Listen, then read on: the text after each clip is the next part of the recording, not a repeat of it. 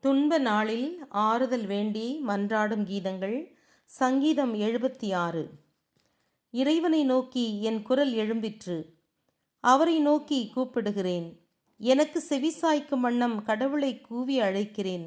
என் துன்ப நாளில் நான் ஆண்டவரை நாடுகிறேன். காலத்தில் சலிப்பின்றி என் கைகளை அவரை நோக்கி விரித்தேன். என் ஆன்மா ஆறுதல் பெற விரும்பவில்லை.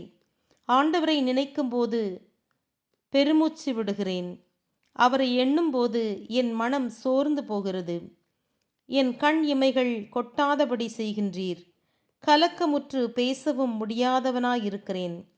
கடந்த காலத்தை நான் நினைத்து பார்க்கிறேன். கடந்து சென்ற ஆண்டுகளை சிந்திக்கலானேன். இரவில் எனக்குள் சிந்தனை செய்கிறேன். எண்ணி எண்ணி என் மனம் ஆராய்கின்றது. ஆண்டவர் என்றென்றும் கைவிட்டு விடுவாரா? இனி ஒருபோதும் இறங்க மாட்டாரா? அவரது கருணை அடியோடு நின்று விடுமா?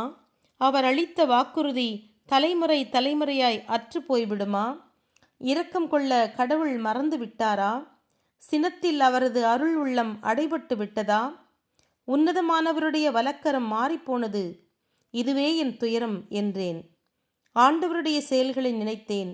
ஆதி முதல் அவர் செய்த வியத்தகு செயல்களை மறக்க மாட்டேன். உம் செயல்கள் அனைத்தையும் பற்றி தியானம் பண்ணுவேன். உம் அரிய செயல்களில் என் மனத்தை செலுத்துவேன்.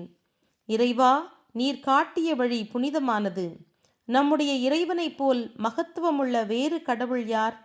அரியன செய்கிற கடவுள் நீரே. மக்களிடையில் உமது வல்லமை விளங்கச் செய்தீர். யாக்கோபு சூசை இவர்களுடைய சந்ததியாகிய உம் மக்களை உமது கரத்தால் மீட்டீர். இறைவா, கடல் வெள்ளம் உம்மை பார்த்து நடுக்கமுற்றது. ஆழ்கடல்களும் கலக்கமுற்றன. கார்முகில்கள் மழை பொழிந்தன.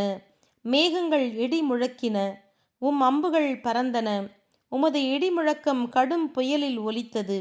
மின்னல்கள் பாருலகில் ஒளி வீசின. பூமி அனைத்தும் நடுங்கி அதிர்ந்தது. கடலின் வழியாக நீர் நடந்து சென்றீர். வெள்ளத்தினிடையே நீர் வழிகாட்டினீர்.